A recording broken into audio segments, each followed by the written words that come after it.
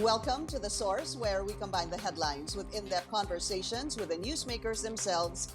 I'm Pinky Webb. Today on the program, senators renew their call to replace Health Secretary Francisco Duque following its investigation on alleged corruption activities in PhilHealth. But Malacañang insists the president still trusts the health chief.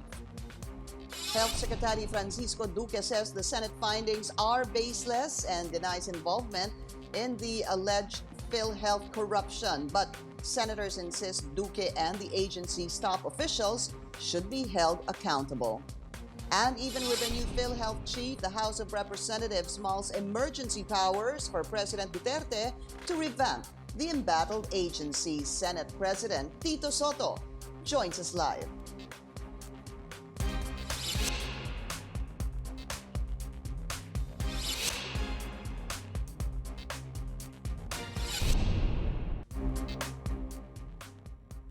Health Secretary Francisco Duque defends himself anew from allegations that he failed to oversee the controversial reimbursement scheme of the embattled PhilHealth. Duque said that as PhilHealth chairman, he has no vote in board decisions under the Universal Healthcare Law. He added he did not sign the resolution allowing advance payments to hospitals for COVID-19 response. Still, senators say it is the chairman's duty to oversee agency affairs. Let's go straight to the source of the story. We have Senate President Tito Sotto. SP, welcome to the source and thank you for your time, sir.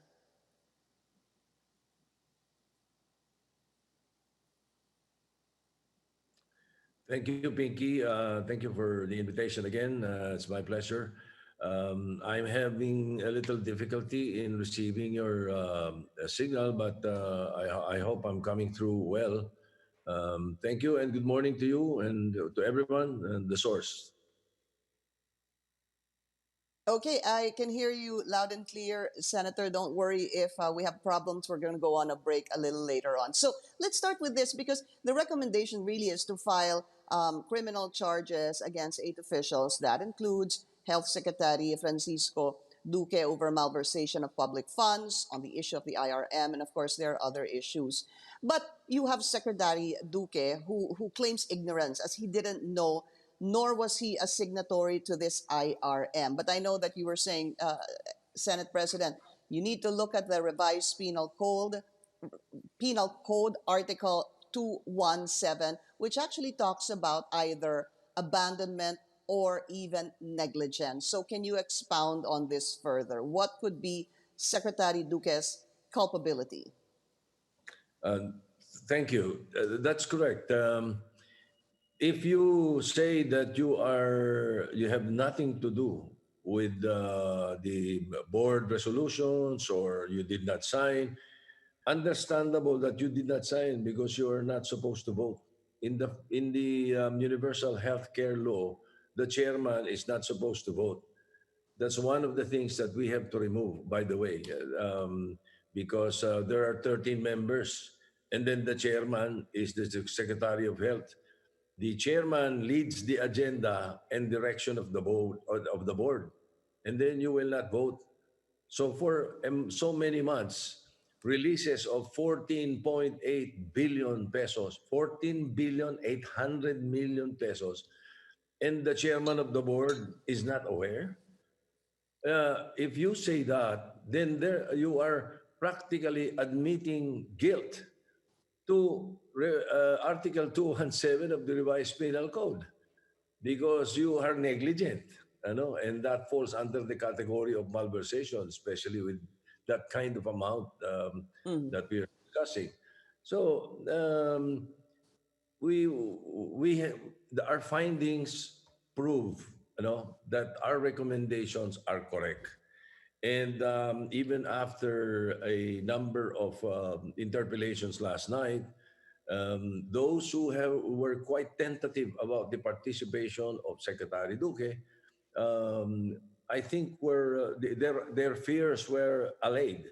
And by the way, the recommendations of the committee of the whole report is not confined to just 8 officials.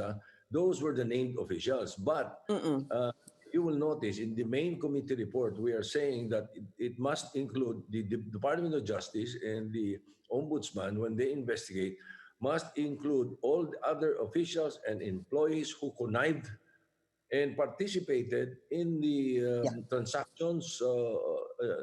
And we're talking here of 632 transactions. So if you are negligent for one, you are that is 632 counts of negligence. And the 632 SP, you're talking about the IRM here, the disbursements, I believe, that happened from the months of what, March to June, or was March, it beginning June? March, April, March, May, okay. So, and it only became shall we say legal by June 11. That was the only time in that June, they were able opo, to publish it and submit to the Office of the National Administrative Register of the UP Law Center. And that was a requirement, not only of their board, but of the procedures. And therefore, you were releasing billions of the people's money from March up to June illegally, and they admit to that. June, As a matter of fact, their legal yeah. officer admitted that it was illegal.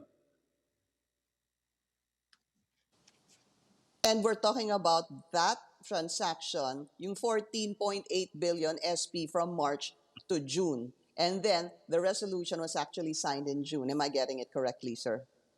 No, the resolution, they came up with a board resolution after they have already started transacting or giving Right. advance money to the The HCI, IRM. the IRM. Again, let's go back to the context first. IRM supposed to be is reimbursement. And it was the original idea during the time pa of Secretary Padilla, or Alex Padilla, President ng PhilHealth, because of Ondoy. They were trying to reimburse the HCIs or the healthcare institutions that were affected by Ondoy, mga floods, mga ganyan. And then also Marawi, and also Tagaytay. The IRM was used. It is a reimbursement mechanism. Note, reimbursement. It did not. It's an PhilHealth. It's an insurance corporation. Why will you advance the insurance? Why will you advance the reimbursement? There is no reimbursement yet. Like for example, what did they unearth? There is an hospital that they gave, I think, more than 100 million, and the claim now is only around 5 million. So what do we do with this? Knowing that the people, this is the people's money, they line up for PhilHealth, they line up for hospitals, hirap na hirap sila, hindi sila makapag-hospital, at inaasahan lang nila PhilHealth. Pagkatapos malalaman nila na bilyon-bilyon sa mga pera ng PhilHealth, gagamitin sa ganon, it's unforgivable.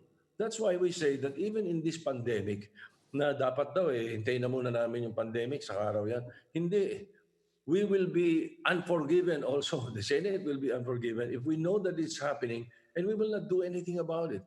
And that's what we call for the executive department to look into. And when you actually talk about the R in the IRM, as you were mentioning, SP, ang tawag nga po doon ay reimbursement.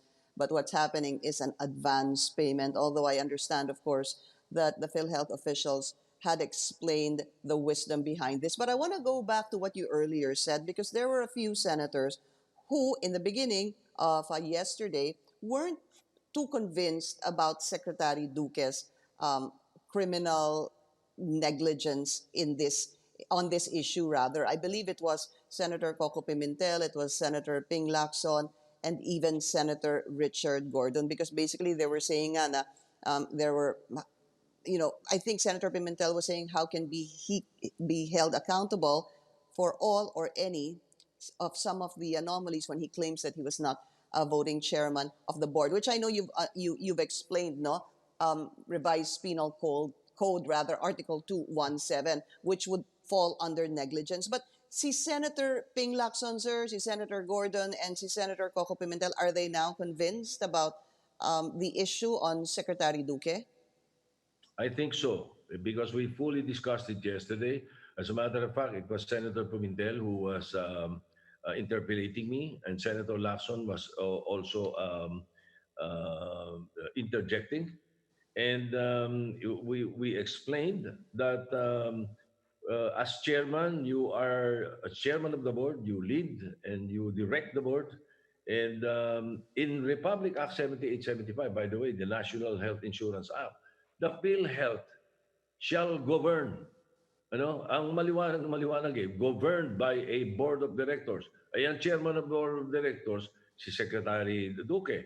Now, when you say govern, the Mm. govern definitely is synonymous to rule, control, regulate, direct, and dictate.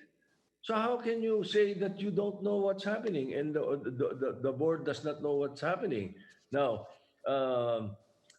also in the PhilHealth law, the PhilHealth is an attached agency of the Department of Health for policy and coordination and guidance. And the administrative code of the Philippines, uh, very clear, the secretary shall have supervision and control over the bureaus, offices, and agencies under him.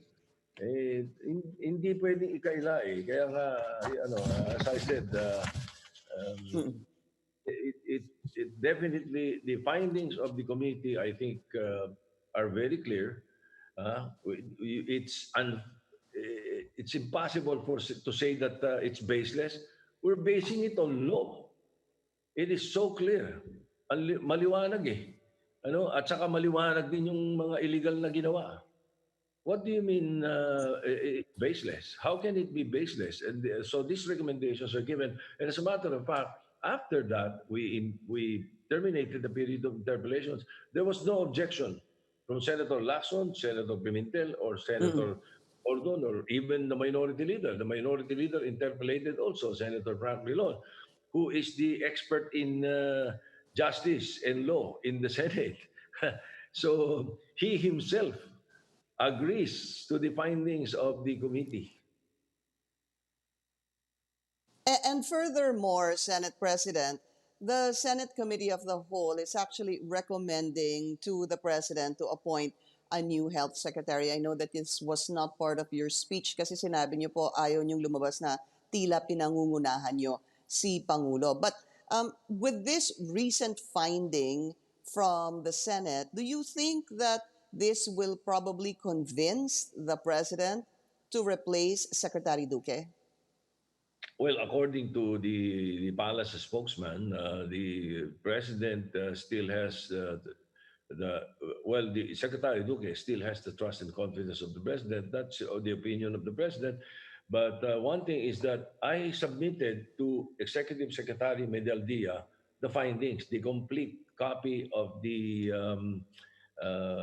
report, the Committee of the Whole findings report. We submitted it to them. So I'm sure he will be able to brief the president on our findings. When you submitted this, Senate President, to the Secretary rather, did you have a chance to even speak to him at all? No, not yet. As a matter of fact, we also submitted a copy already to the Department of Justice, the Ombudsman, and President, now PCEO Dante Geran. He was on the phone with me, and he said he's very glad that we gave him a copy because it will be a good guide for him to try to ferret out other issues in the PhilHealth that has not been covered by the committee. Opo. There are issues that we have not been able to cover. I admit that. Mm.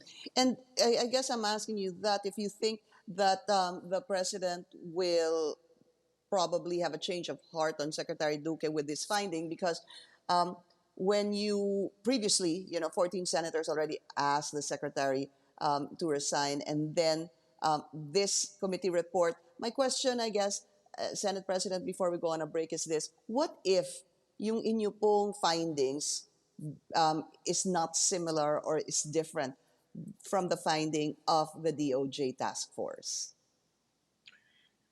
I really doubt it, no. But to answer your question, then I don't think the people, the Filipino people who are monitoring this, will be satisfied.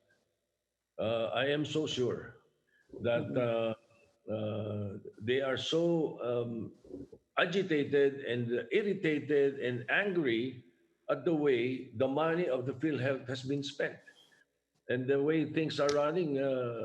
Like for example, they will say, "Na how can we change somebody like Secretary Duque when, we're in the middle of the pandemic? Ay, akala ko ba, hindi ba pag Yeah. sinasabi ng posisyon na hindi raw naka-ready ang administrasyon, sinasabi nga ng administrasyon, there are already plans, there are programs in place, nakaset up na lahat eh. Oh, so hindi Mm-mm. totoo sabihin na pagka pinalitan yung, kung let's say yung buong PhilHealth na official dom is tainted. Ibig sabihin, kahit na tainted, hahayaan natin dahil hindi kayo nakahanda sa mga programa at plano. I don't think that's true. Di ba? Okay. Oh. Senate President, we need to take a very short break coming up. Will the Senate support granting emergency powers to the President to clean up PhilHealth? Senate President Tito Sotto will still be with us after the break. This is The Source on CNN Philippines. Please stay tuned.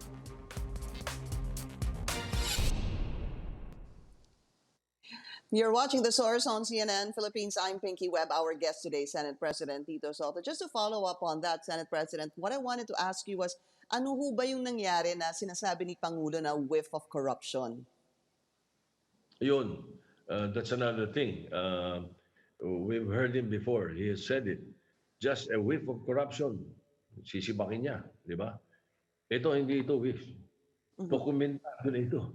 Dokumentado ang corruption. It's unexplainable eh. For example, go back to the IRM. Hindi mabali na yung mga mali ang withholding tax, may mga kung ano-anong, ang dami pang ibang findings namin na nakita ron eh. At hindi dokumentado na. But ito pinakamalala sa lahat eh. Like example, ang proposal ng PhilHealth originally sa studying ginawa, ang magagamit nila for 2020 for COVID, at hindi doon sa reimbursement na original, is 3.3 billion. Yun ang sinasabing magagamit. 3.3 billion. That's mind-boggling. Billions. Hindi ko makikita pa kung paano bilangin ng billions eh. Alright? So 3.3 billion. Ang inalat nila na budget is 28 billion. And from March to June, March to before June, 14 billion, 800 million na. 14.8. Yeah. Paano mong i-explain yun? Merong isang ospital na isa lang ang COVID patient, binigyan mo ng 200 million. Merong ospital, 168 million yata yun, 138 million yung binigay mo. Isa lang ang COVID patient. There are other hospitals that have been begging them for help. Meron sa Iloilo, meron sa Region 6, meron sa Region 8, meron sa Bicol, begging them for help, even here sa Luzon. Pero hindi nakakarating. Pero yung mga nagre-request sa kanila, all of a sudden, in 7 days, naka-release eh. Milyon eh. Naka-release in 7 days. Paano how can you say that there is no... What do you think though? I'm sorry? Okay.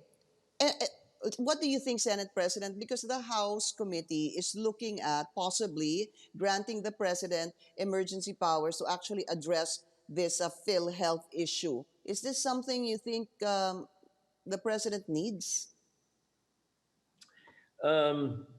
I don't know what is incorporated or included in their proposal to give the President emergency powers on what the President can do and what kind of emergency powers they would give.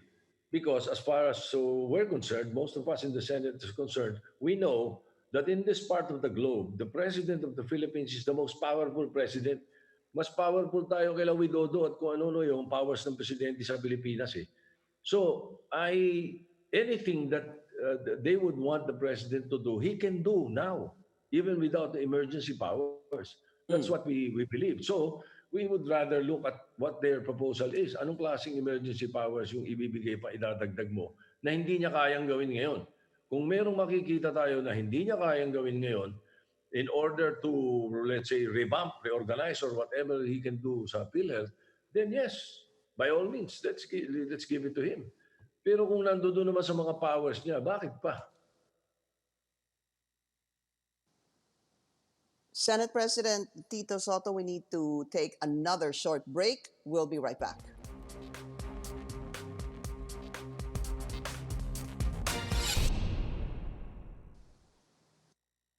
You're watching The Source on CNN. Philippine Senate President, ang dami ko pa pong kailangan pag-usapan. Let's try to make this fast. Let me continue with this.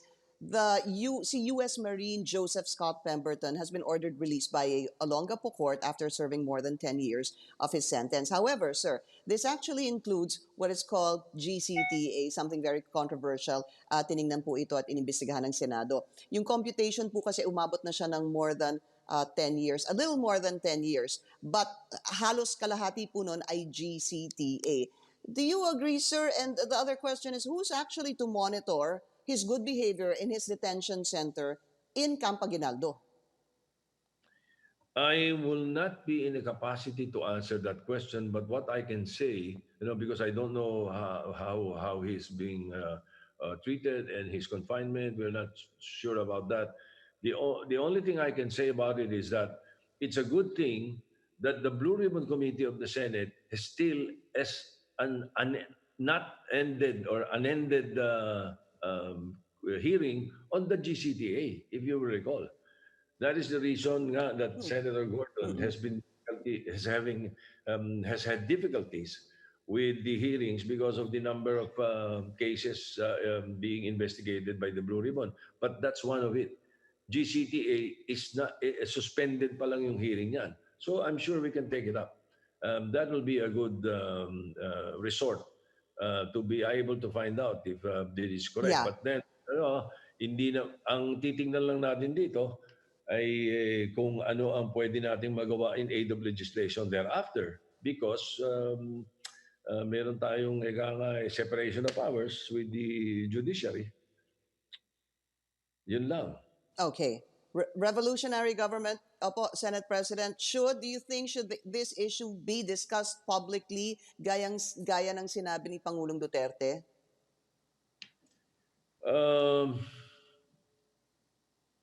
I haven't given it a thought, but again, the question is why? Why? Is something wrong? Sabi nga ng mga Amerikano, di ba? Why fix it if it ain't broke? Broken nga dapat eh. Di ba? Hindi ba? So, I don't know. Pero, okay. If you haven't given it much thought, do you suspect what is behind this revolutionary government, sir? No, I have no idea on who would be behind it. But if I don't see the reason why. I don't see, everything as far as democracy is concerned is in place in the Philippines. May mga reklamo pero ganun lang yun. Pero look at the Constitution. It's all right. Perhaps what we need would be amendments to the Constitution, 1 or 2 points, especially on the economic issues. Siguro ganun. Pero if you're talking of a revolutionary government, why? To change it into a federal form of government? Abay, pinag-aralan namin yung sa aming partido, yung federalism, maganda. But it'll take you about 10 years of transition period to be able to do that. It should have been done in 1987 when we were formulating the new constitution. Right now, madaling sabihin, Yeah, okay. Napakahirap gawin. We've had seminars of... Opo. Senate President, what about this? I needed to get your reaction also. Itong pag-blacklist ng Chinese companies by the United States, DFA Secretary Teddy Boy Locsin was saying that he would strongly recommend this among Chinese companies here in the Philippines who may be involved in the reclamation or militarization in the South China Sea. Do you agree na dapat po may sanctions o blacklist ito pong mga Chinese companies? Yes, when it comes to the issue of foreign relations, Secretary Teddy Boy Locsin would be the expert, will be the perennial expert, and therefore, whatever he says, I will support. I'm not an expert on this. Yeah, I Even would if the rely on. president, yeah, but even if the president said itutuloy daw itong mga Chinese companies na may kontrata dito sa Pilipinas, ang sabi po ni Sec Locsin, he would strongly recommend basta't may kinalaman sa reclamation sa South China Sea, ay ang kanyang recommendation is to end this contract. So you agree with him? Yeah, I agree. Yes. Tama yun.